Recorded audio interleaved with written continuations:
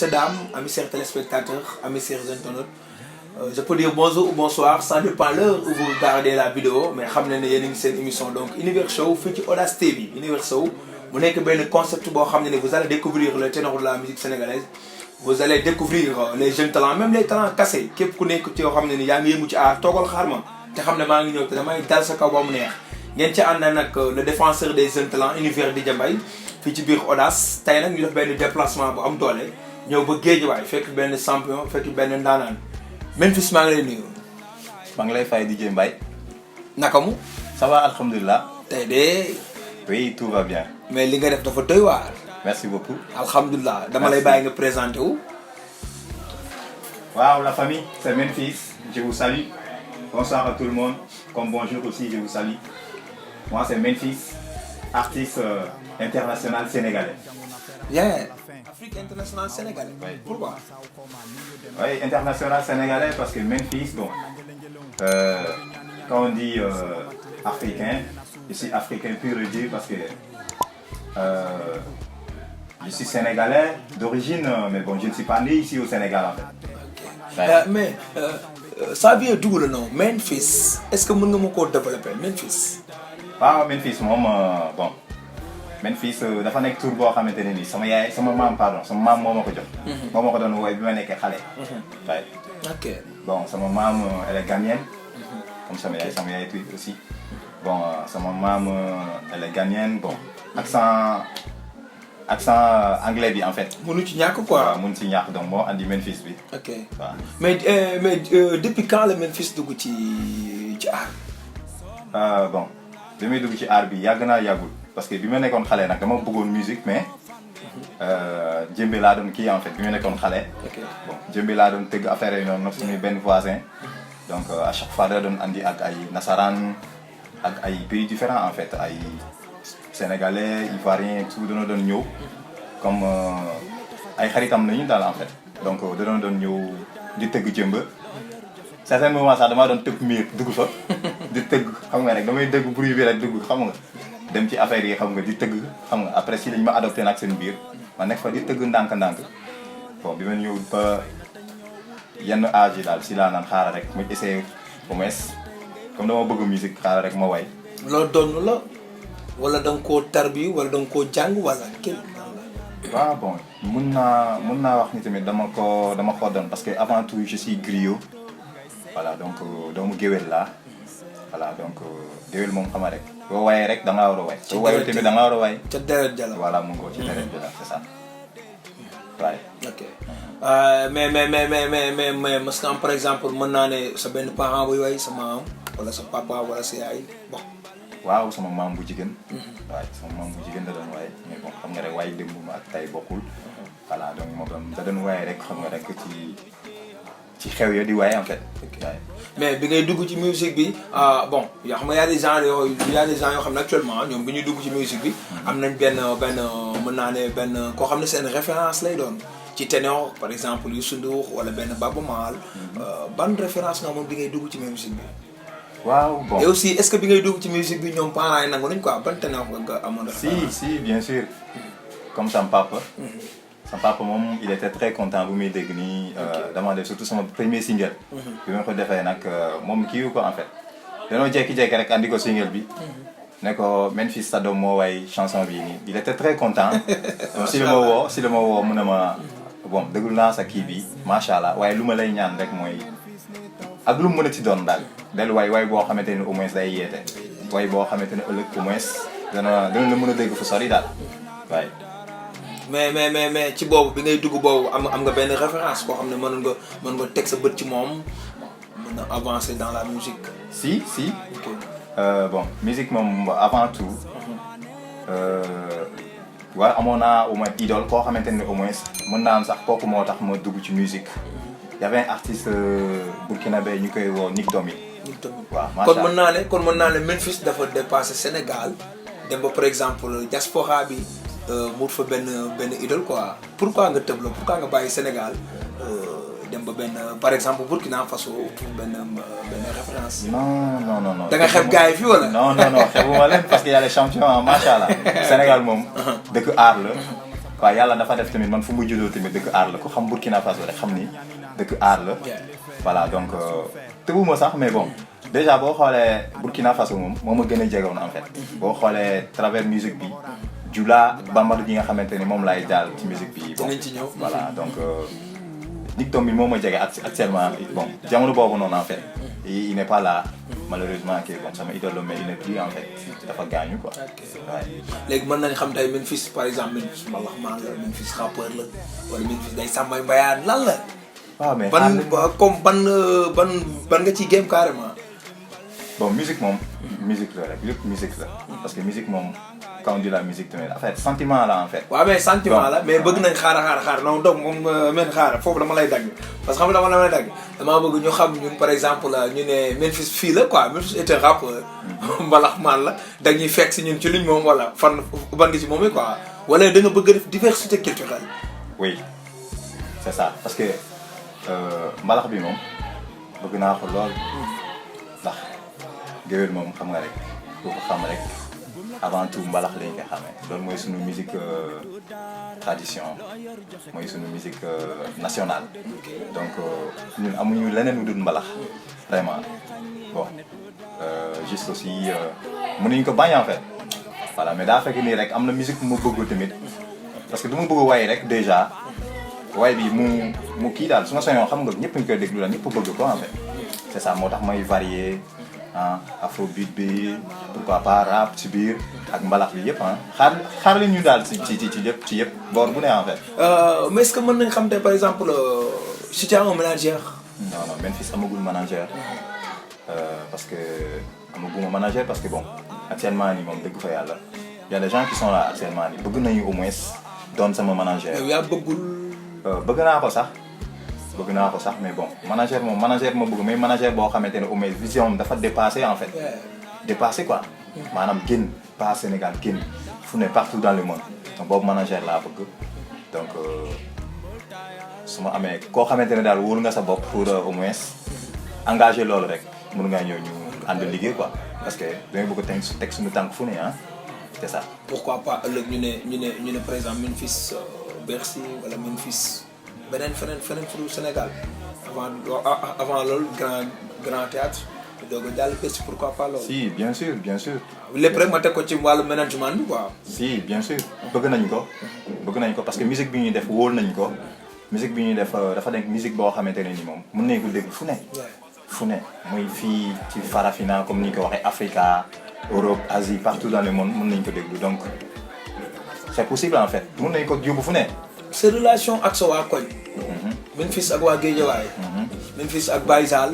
que je salue de passage Serigne Salim maa ngi koy nuyu bu baax mu ne mon frère borom Casino Sicap La Liberté ñoom Tata Mame Diarra Memphis ak waa koñam bi nga dugal ci game bi ban relation nga am ak sa waa koñ. bon sama waa koñ jàmm rek ak salaam laa seex ak ñoom parce que dañuy naan nit moom fi ngay dëkk rek suñu naan da ngaa baax rek bon day fekk say waa koñ wala say dëkkandoo wala say mbokk.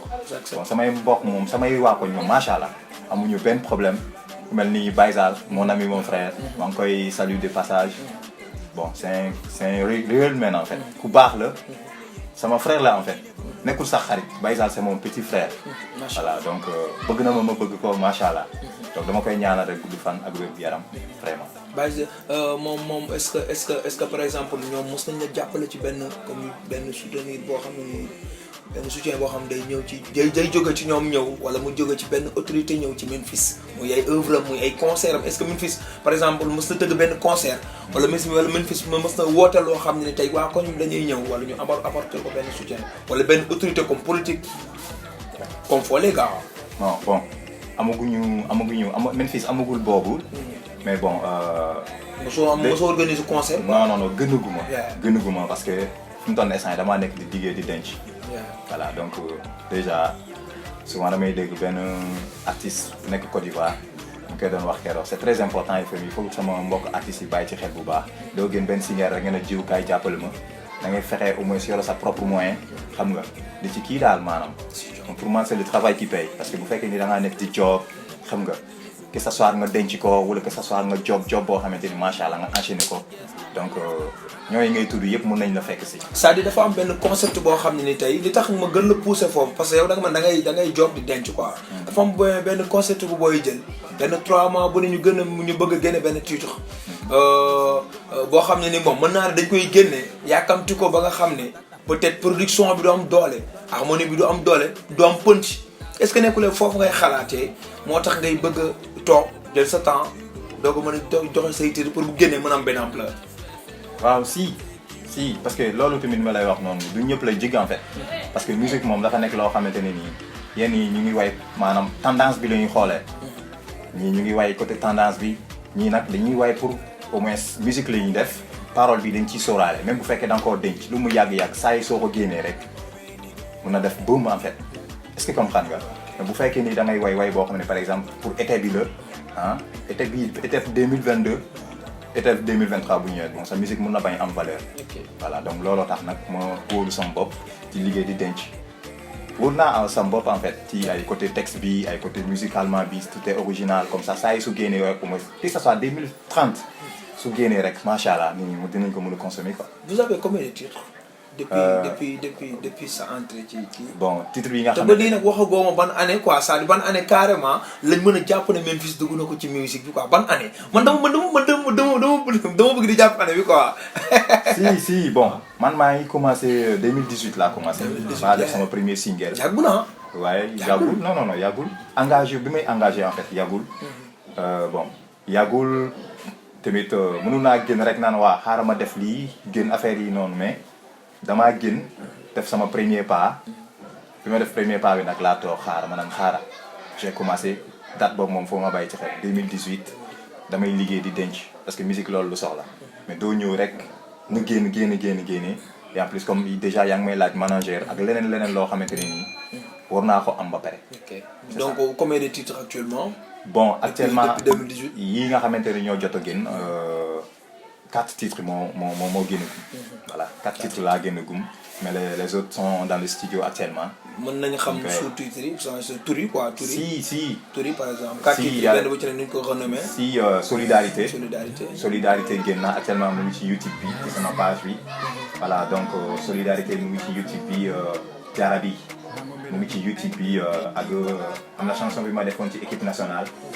mooy sama premier single bi ma defoon ci coupe du monde bi Russie 2018 si je me trompe pas donc boobu moom Afro Lion boobu laa defoon Afro Lion solidarité. Corona Jarabi ak Africa. Corona pardon. 5 waaw c'est ça mooy bi ngeen def diw yi nekk. mooy compilation Sista Diarra sama cag bi Sista Diarra maa ngi koy nuyu. ok salut Diarra macha allah. juste nag mooy ci Africa boobu sax laa bëgg ñëw ci parce que. da nga ko woy ci contexte boo xam ne nii bon mën naa ne actuellement dañ koy dund te du ma la ci poser benn question damay bàyyi ñun ñëpp ñu découvrir le titre Africa avec Memphis ay ci ñuy dem.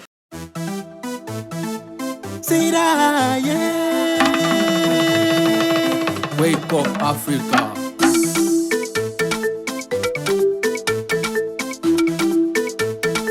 Dr. Sam on the beat. Farafina Willy Willy, Burkina Faso Willy, Senegal Beka we Anga Africa yeah. Farafina Willy Willy, Burkina Faso Willy, Senegal Beka we Anga Africa yeah. Mën naa ne soo defee lu tax ñu lay woo, mën naa ne am sa fulla am sa fayda, gëm ko dem Africa lu mu am si koom, jël ndaare warul doon jikoom sel mu yeewul naaj na ginaar gi saab na borom xel ana lu ko mën a tey liggéey ba mel ni kay ngay tey demalal sa bopp mën a faj sa wopp boo bàyyiwul am nga ko mën nga ko Africa déedéet. Farafina Willy Willy, Burkina Faso Willy, Senegal Beka we anga Africa yeah. Farafina Willy Willy, Burkina Faso Willy, Senegal Beka we anga Africa yeah. Why not be together forget tribalism. merci vraiment merci muy titre bu doy waar muy titre boo xam ne c'est un très beau titre am na harmonie am na punch nee naa te aussi xam nga titre da ciy baax tey même si que waxuma la le fond mais la forme rek da ngay xam ne titre bi dafa doy waar man lan mooy objectif sound bi est-ce que mën nga ci ñëw. waaw bon sound bi moom déjà maa ngi koy kii ba pare tuddal ko Nourou Africa. voilà donc Nourou Africa quand on dit Nourou Africa kenn ku nekk xam nga ni Nourou mooy la lumière en fait voilà donc la lumière d'Afrique quoi. lumière d'Afrique bon ci biir lumière bi nag bon lumière avant tout parce que nit moom bu fekkee ni da ngaa bëgg a tàmbali dara foo mu leer ba pare en fait nga xam yoon bi ngay jaar moo tax ma dugg si ak Sira nag bambara yi dañuy naan Sira mooy yoon en fait yoon boo xamante ni day dem vers l'essentiel quoi voilà donc gis naa lu bëri loo xamante ni ci Afrique vraiment su ma ko mënoon faj tey ji damay dugg faj ko ci saa si mais bon comme je suis artiste aussi. ci paroles yi ak voilà samay musique la mën a jaar ay au moins ay kii yu bëri en fait samay message yu bëri quoi pour au moins nit ñi mën maa déglu. dafa am loo wax loo xam ne nii dama bëgg nga taxaw xam nga mooy lan. da nga ne dafa am loo xam ne tey donc man si je t'entends bien yow tu es comme un défenseur. bien sûr da nga nekk comme un avocat par exemple tu es quelqu'un boo xam ne dafa engagé mais jamono jii nii est-ce que musique carrément laaj na engagement. ndax ni ko booy jàppee nag laa wax ñoom seen musique ñoom amour wala ñu way benn gaaruwaale wala dara yow nga ñëw ne da ngay défendre une gain de cause est-ce que loolu tey xalaat nga ne di nga ci comme bon benn aperçu bi li nga ci bëgg di nga ko am ci musique bi. bien sûr parce que déjà musique moom damay déglu ay quelques artistes. am ñi nga xamante ni ci ëpp nag dama leen déglu ñu bëri bon ñi nga xam ne dama leen maanaam yoon bi ñu teg seen bët fa laa teg tamit maanaam foofu yoon bi ñuy jaar fa laa bëgg jaar ba raw leen sax parce que ku mel ni Alpha Blondy ou bien Youssou Ndour ou bien Baba Maal wala Père Ismaël Lo maa ngi koy nuyu des passages sama tonton boobu maa ngi lay ziar bu baax tonton voilà donc à parole yu bëri déjà ñoo may kii en fait ñoo may inspiré loo voilà donc pour au moins nit ñi mën maa déglu bu baax a baax.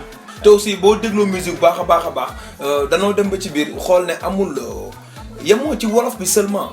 y a des autres langues à l'intérieur comme bambara soose lan la. waaw parce que lu ma bëgg rek lu ma soxla rek foo ma def genre langage yooyu noonu. ku mel ni bambara wala jula ou bien olof bi souvent def ci anglais wala français parce que déjà ñu ngi Afrique moom. pays francophone yi ngi ci anglophone yi ngi ci mandeng bi donc pour communiquer avec les gens foog nga def ci kalaama plus de paroles en fait. te dégg nañ ci nga woy ci Mo Gates. Les Sénégalais Mo Gates intouchable, l'homme qui donne l'énergie toujours très fort. da nga def ni booy def léegi nii way nit ki ngir buzz wala. non. ok non. Mo Gates wayu ma ko ngir buzz wayu ma ko ngir dara.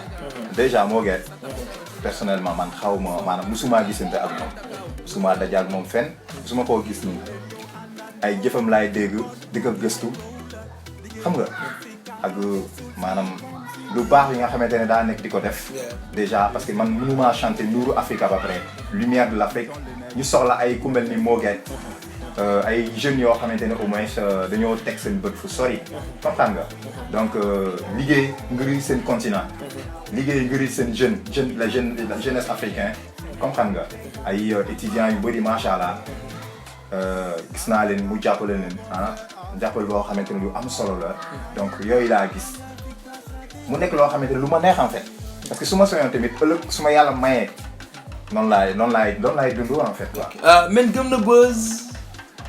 bon buzz moom. vraiment non su ma la ko waxee rek waxuma lu am quoi vraiment buzz moom gëwuma ko parce que man damaa jàpp nii rek ci yoon bi ma nekk nii muy musique defar rek quoi defar en fait parce que da nga fiy jugee voilà donc amoon nañ ñi nga xamante ne nii ku mel ni sama idole boobu ma la tutul léegi il était là nekkatu fi comprendre nga.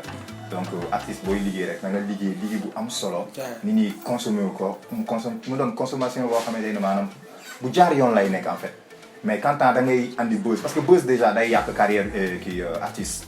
voilà c'est-à-dire xam nga li tax ma posé la gëm nga buzz mooy xam nga dafa am booy léegi dañuy génne comme sama noon xam nga sama lii xam nga bon du ma tudd benn titre mais ku jamono ji titre yi ñuy déglu yëpp muy ci mbalax muy ci rap bi yaa ngi gaar waale kenn wala yaa ngi wax ak kenn wala yaa ngi jëf ak kenn ak benn mooy. ku wayul amul rek wayoo dara te boo xoolee les figures emblématiques de la musique sénégalaise ñoom les ténors ku ci masaana way du ci way ci concerné wul buzz quoi ñoom dañuy way juste ngir comme li nga wax léegi défendre benn gain de cause bi wala ñu être un soldat foofu laa doon bëgg a wax ak yow quoi moo tax ma ne est-ce que man gëm na buzz bi. waaw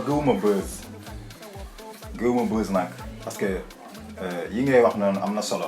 question boobu am na solo parce que déjà pour man artiste buzz soo ko gëmee rek da lay gàllankoor ndax lan.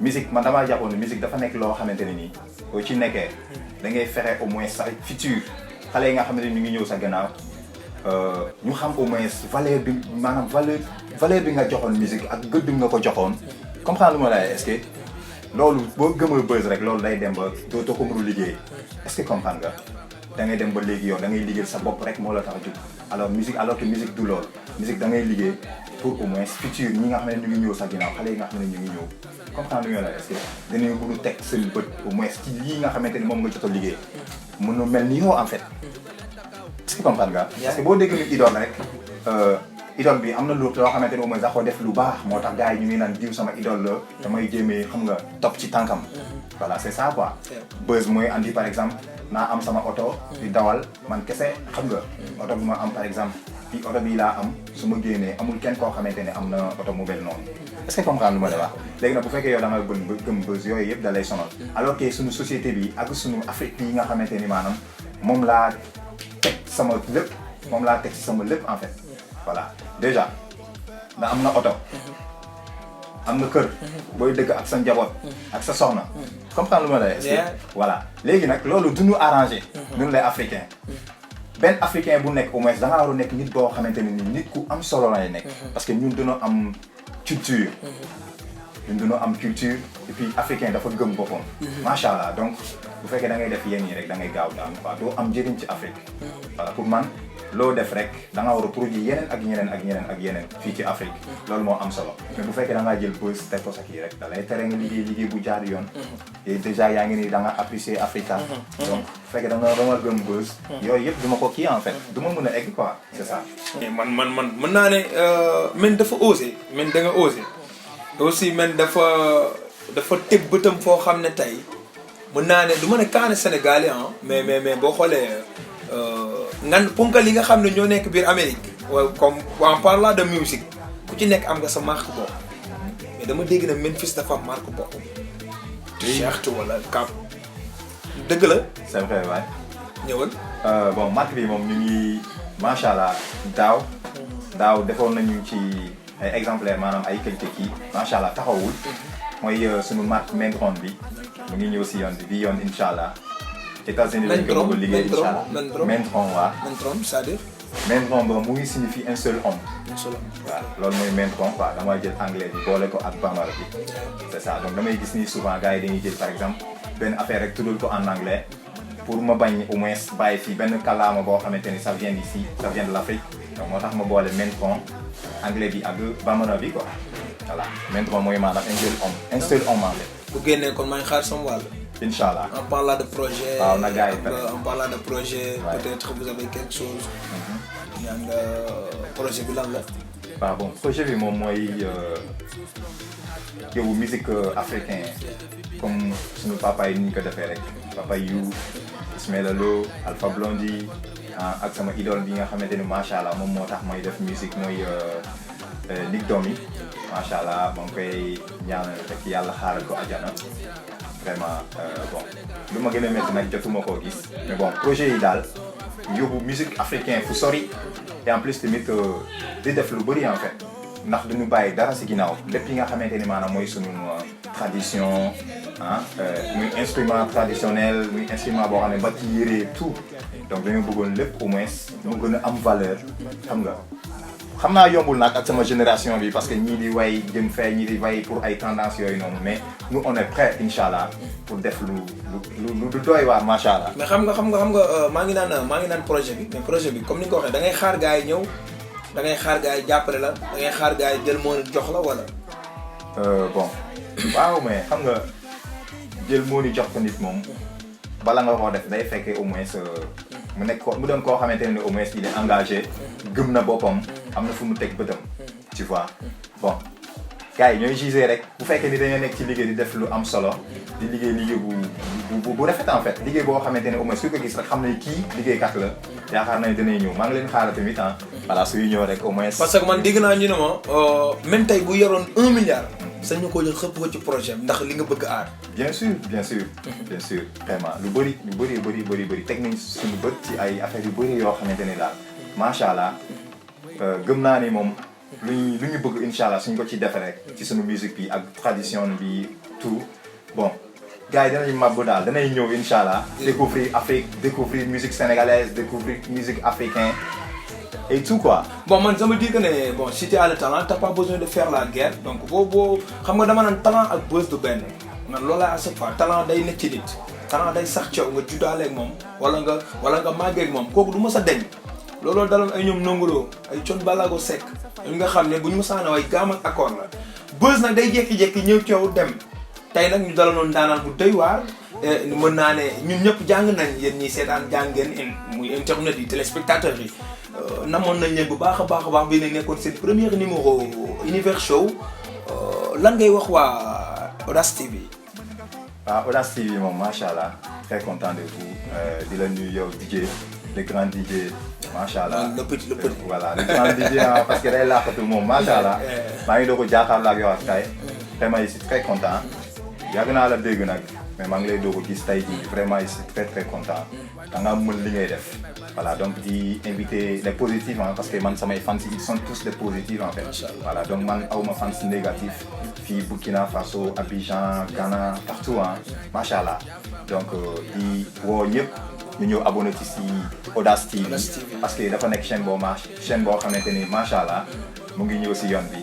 Donc képp ki nga xamante ni da ngaa bëgg lu fës wala loo xamante ne au moins lu culture bu am solo en fait donc da ngay daw nga dem abonné ci Audace TV vraiment gars yi ay jàmbaar lañu ñooy nekk di liggéey bu am solo. donc men sa dernier kàddu lan la. waaw bon di jaajëfal gars yi vraiment ku mel ni Cisco. Voilà kon Cisco macha allah nit ku baax la. borom studio bi nga xamante ne maanaam moo xew ci jamono. buuru musique la ñuy waxee donc déjà gars yi. ñëw leen ñu liggéey. boo fi ñëwee sa xam ne classe mi ngi fi quoi. non mais fii c'est là man fi mu toll instant yi moom dama signé ci buuru musique ba pare donc di ko gërëm bu baax ak Balde le technicien. macha allah voilà donc Balde maa ngi lay ziar bu baax a baax kontaan naa si yow macha allah et aussi sans oublier aussi sama grand Baye Diop. big up à toi avec DJ Rasta Bongo depuis New York maa ngi lay ziar bu baax koro DJ Rasta Bongo. Bifora, vraiment, je suis très content de toi. Je salue tout le monde vraiment. Sans oublier aussi, voilà, Sister Awa Bodian. Vraiment, maa ngi lay nuyu bu baax a baax. Vraiment, di gërëm bu baax a baax le grand technicien Baldas. L'homme de tous les temps, l'homme de tous les moments. Vraiment, di gërëm bu baax a baax aussi mon frère Mohamed Sis. Mohamed, maa ngi lay bëgg baax a baax namm naa lool di bëgg Jo. Et tous les staff ñoom it di leen bëgg baax a baax képp koo xam ne bon jàpp nga ci liggéey ba mu nice lool di gërëm bu baax a baax ne ki nga xam ne ni man maa ko bëggal suma bopp dina de jili CSB borom CSB boutique vraiment borom Samsung yu baax yi borom techno yu neex yi jili maa ngi koy bëgg baax a baax doom yaay Lamine CSB doom yaay Matax CSB su ma fa jógee dem ba fële ne la ci fële ca Sandaga donc Alkaïda ma fay nuyu baax a baax Grand Tupac maa ngi lay bëgg baax lépp la bëgg ci wàllum cosmétique moom it demal mu jox la ko baax a baax l'émission tire à sa fin donc waaw avant loolu di gërëm baax a baax Sis maa ngi koy bëgg baax a baax borom Bour musique DG jëla ma ko nga baal ma Bour musique entertainment nekk fii ci Guédiawaye bépp enregistrement bu ngeen bëgg rek donc bu ngeen ñëwee ñoom it dina leen ko defal bu baax a baax ngeen ñëw fii ci Guédiawaye ñu enregistré leen seen son affaire bu doy waar bu ajab dafa am matériel de kii boo ko tax gars yi may gis nii de waaw et donc l'émission tire à sa fin on vous donne rendez-vous très prochainement sur Audace TV dans votre émission